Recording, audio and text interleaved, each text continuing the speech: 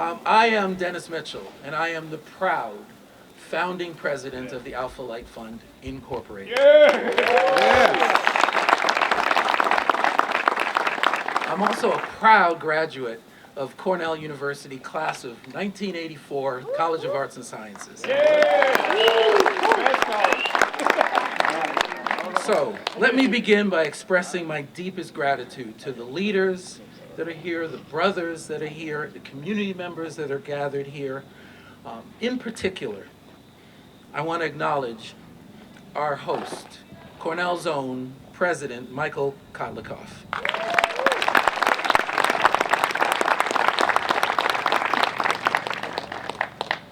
We are here not simply to celebrate the achievements of the Alpha Light Fund Incorporated, but for something much larger. We're here to celebrate a vision of empowered leadership and active community building. We're here, it's a vision rooted in cultural legacy, in collaboration, and in sustainable impact. This is not just another Alpha event. Beyond that, this is an event that celebrates the best of Ithaca, the best of New York, and the best of our nation. Thank you. In December of 1906, 7 young men gathered on this campus of Cornell University to light a spark. Cornell stood apart from its peers as the first and only Ivy League institution to open its doors to Black students, to Jewish students, and to women students. The audacity. Its founder, Ezra Cornell, had articulated this enduring vision in 1868 when he said, "I would found an institution where any person can find instruction in any study." Many of these young men, and we call them our jewels, our 7 jewels, worked as janitors, as cooks, as waiters in fraternity houses all around this campus. These same fraternity houses would not admit them due to the racial segregation of the era. They scrubbed floors, they cleaned bathrooms, they served meals, but they also watched and listened and learned. From that experience, they created something new. Out of exclusion, they built belonging. Out of invisibility, they built visibility. That spark became Alpha Phi Alpha Fraternity Incorporated, the first collegiate Black Greek letter fraternity, and ultimately the genesis of what we now call the Divine Nine, the 9 Black Greek letter fraternity and sororities that we all know so well. It was not only the beginning of a fraternity, it was the beginning of an international movement. So, there's a reason that that spark was lit right here at Cornell University and not anywhere else. And more than a century later, that spark continues to burn. Founded in 2017, the Alpha Light Fund Incorporated was created with the intention of building an appropriate home for the Alpha chapter of Alpha Phi Alpha. After the murder of George Floyd and the ensuing racial reckoning of 2020, the board of directors of the Alpha Light Fund recognized that more than a house was now needed. In 2021, the House of Alpha was acquired right here, next to Cornell's campus. And in 2023, a bold vision was set to raise $20 million, not only to complete this house, but to ensure its program and long-term impact. Its mission is simply, but profound, to develop and uplift Black leaders, to highlight academic excellence, to advocate for under-resourced and underserved communities, and to realize the dream of a more just and equitable society for all. During the pandemic, more than 60 Alpha brothers gathered on Zoom Sunday after Sunday, wrestling with multiple questions, but especially the question of what comes next. It was Robert Smith, my Sands, my fraternity brother, my line brother, my friend, who jumped and said, "Are we ready to do this, brothers?" And from that call came a pledge to create a house worthy of Alpha's now 120-year legacy. He purchased this 105 Westbourne Lane property for $1.6 million, donated it to the Alpha Light Fund Incorporated, and renovated it for another $9 million.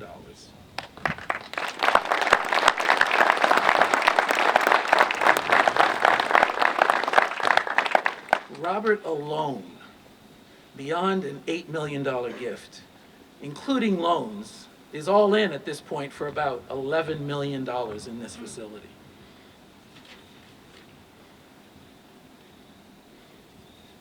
And just 8 weeks ago, we moved in our first residence, and we are immensely proud of that achievement.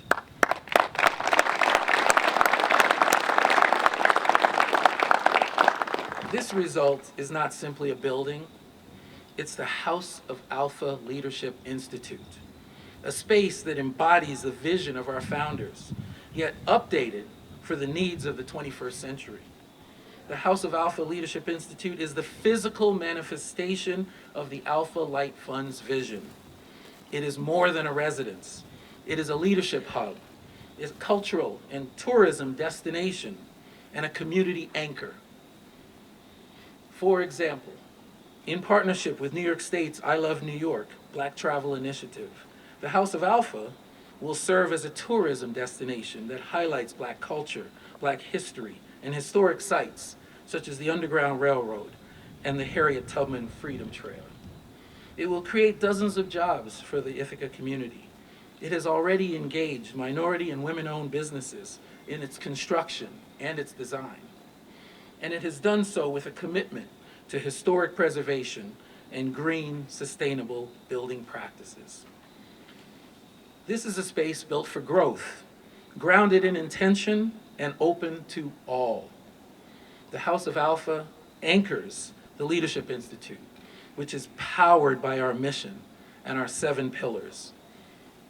Well, I have to say, when they asked me to be president of Cornell, they didn't tell me that I'd have to speak between Dennis Mitchell and Robert Smith. This is really unfair. It's a pleasure to be here with so many of you to mark the official opening and dedication of the House of Alpha Leadership Institute. Cornell, as Dennis said, is a university with a foundational commitment to equality and access. Established with the, at the time, radical vision of being an institution where any person could find instruction in any study. Over the years, it's a commitment that's been questioned and tested many times. In 1868, Ezra Cornell received a polite and cautiously worded letter asking, in so many words, whether the university really would accept a Black student. Cornell responded with 2 words, send him. In 1874, Andrew Dixon White was asked a similar question. He replied even more strongly, stating that the university would be very glad to receive anyone who was prepared to enter, even if all of our 500 white students were to ask for dismissal on that account. And they sent similar responses over the years to those asking whether Cornell really would admit women, foreign-born students, Jews, Asian students, or students of other religions. The answers were yes, yes, and yes. But 160 years later, Cornell continues to turn that fundamentally democratic aspiration into a reality every day. It's an aspiration and founding principle of which we are extraordinarily proud. It is our guiding light, something that will always point us in the right direction, even if we still have many miles to go. The reality for our students hasn't always matched our ambitions. and the experiences of our black students at Cornell hasn't always been in line with our ideals. But those founding values continue to guide us and ensure that Cornell remains committed to building a more just and equitable society through the education of the next generation of scholars and leaders. Alpha Phi Alpha's founding at Cornell in 1906 is a critical part of that history, and its legacy is part of our identity today. As the first black Greek organization at Cornell, it provided a home away from home for black students, a place to belong within a larger Cornell community, and a way to help new generations of leaders thrive. And the House of Alpha Leadership Institute continues to carry that legacy forward, bringing our any person commitment to life for new generations of young leaders at Cornell. And in Andrew Dixon White's words, for better things in our beloved country. I'm grateful for the collaboration and collaborative effort between Cornell and our alumni, New York State, the Alpha Light Fund, Alpha Phi Alpha fraternity members, and the many friends who came together to renovate this building and launch the House of Alpha Leadership Institute. I want to particularly thank Dennis Mitchell, my good friend and former provostial colleague, our wonderful and generous alum, Robert Smith, Governor Hochul, who was unable to be here, unfortunately, and our elected officials here, including Anna Kellis, our Assemblywoman, our alumni, donors, and the local Ithaca community for all of their support. And congratulations to the student leaders, to the inaugural residents, and everyone who has been part of this milestone for Alpha Phi Alpha and our Ithaca community. Thank you very much.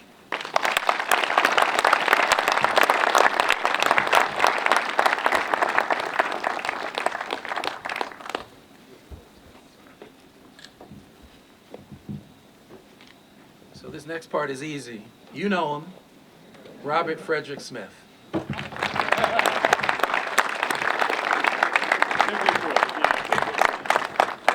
Before I get started, I do want to say to my brother Dennis, thank you. Your leadership as our first board chair of the Alpha Light Fund has been spectacular, and I'm so excited you're signing up for another 4 years of leadership. As I understand it, is your principal ambition at this point.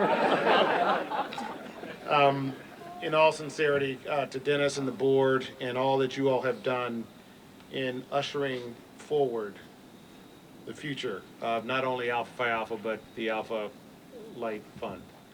This is a wonderful time. It's a wonderful time to be here with you all, with many men who are my brothers, who gave me a welcoming like no other when I came from Denver, Colorado to this town wearing cowboy boots, in need of a haircut, and in need of understanding what the East Coast was all about. And these brothers welcomed me in so many ways to a new reality of opportunity. And that's what Alpha Phi Alpha Alpha chapter is all about. I had a wonderful day yesterday and this morning actually with my daughter walking, and you know, a lot of what she and I talk about are her experiences as now a 24-year-old. My experiences now as a few years older than 24, and how things have changed, how they've stayed the same, and the expression of what is a beloved community. And in the book that I was so graciously asked to collaborate with the King Center on, I talk about the beloved community in which I was born. And it was a place where everybody made a contribution to not just the community, but the children. And whatever contribution they could make, they made. They made it willingly. They made it with love. They gave of the joy of their hearts, the sacrifices of their ancestors, and they drove it into the next generation. And, you know, as a child, you take a lot of that for granted because that just is. That's your reality. And then at some point, some of us have a chance to move to a different community. And we lift out of the place that nurtured us and taught us and embedded a lot of our values and who we are and who we were to become. And you move into a new place. And all of a sudden you are met with a different set of forces from different dimensions through institutions, individuals. And when I came to this campus, and I started to first meet with the young men who were my roommates, my suite mates, I learned something about who we are. I learned something about who we are as a tapestry of our community and how we all had such similar values and goals and ambitions, faced similar constraints of resources, faced similar adversarial dynamics in the communities in which we were born, but also embraced that as a challenge because our individual communities enabled us with strength, with fortitude, and with a responsibility to do more for those that came behind us. And then we had the great fortune, frankly, through my leadership, to get my group of suite mates to become alphas. I was so glad they were young and impressionable. And as I drew them into this world to help them become their best selves, I knew that we were actually entering into something that was bigger than us, founded on principles that we could all get behind. One of the things that I was always so curious about is kind of how interesting how life works as we were gently initiated into this fraternity. For some of these young men to stand behind you who aren't as gentle looking as they look today. Was the history, the origin. What was it that attracted these young men to Cornell?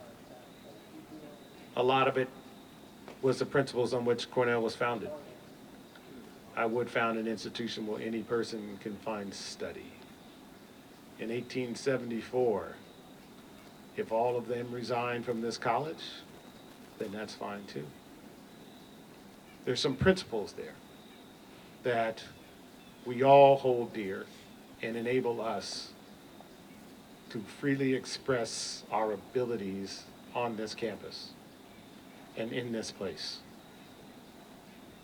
And our fraternity that was being led by these older young men ensured that we understood a few things about what our responsibility was as young men, as young alphas, as older alphas.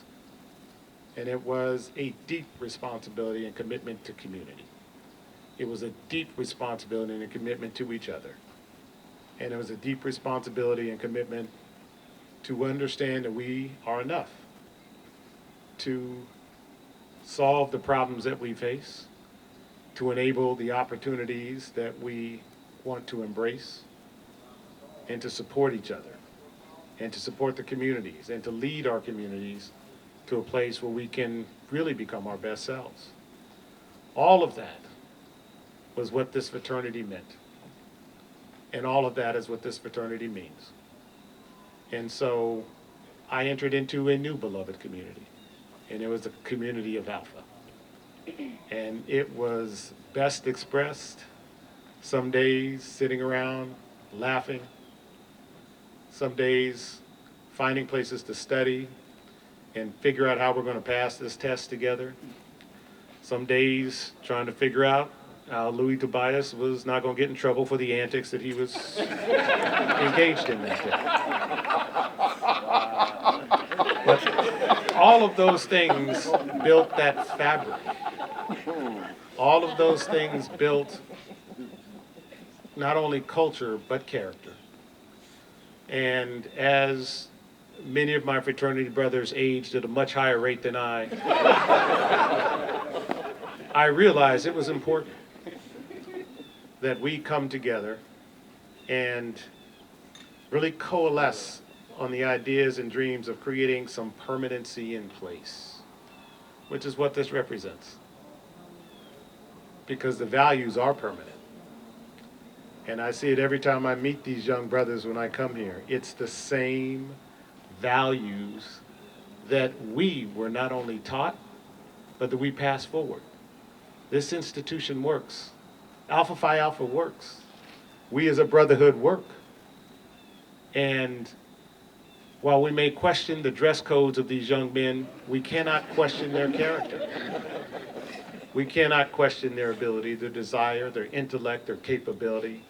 And so it is our job now to steward them forward with resources and capabilities so that they can expand the House of Alpha. So, with that, I want to thank all of my brothers, my Sands, Brother Dennis, 4 more years, the community of Ithaca, President Pollock, who was our great partner, and our current president, Michael Kotlikoff, who is our existing and greatest advocate of who we are on this campus now. Our community leaders, our supporters, all of our spouses, and our families who understand that those late night phone calls on Sunday night, we're talking about fantasy football. We were focusing on something that was bigger than what we were individually. But it underscored some of the principles of Alpha Phi Alpha, being limitless. To know that we together can accomplish great things. This is just one indication of those great things. And I look forward to this next generation using these investments that this current generation is putting in you to change and reshape the world so it fits all that you are capable of, and America becomes the vision of what it should be through your work, through your connections, and let's go be the greatest generation that this planet has ever seen. I want to thank you all for being here, being a part of this wonderful day, and to my brothers, 1906! Thank you.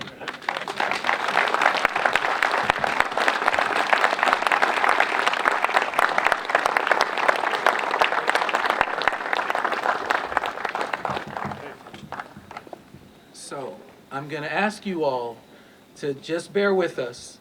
We have a ceremony that's coming up where we're going to actually cut the ribbon of this home, of this dream of ours that some of us at one time may have even thought was a fantasy. And yet, here we are. So, Thank you. thank you. 1906!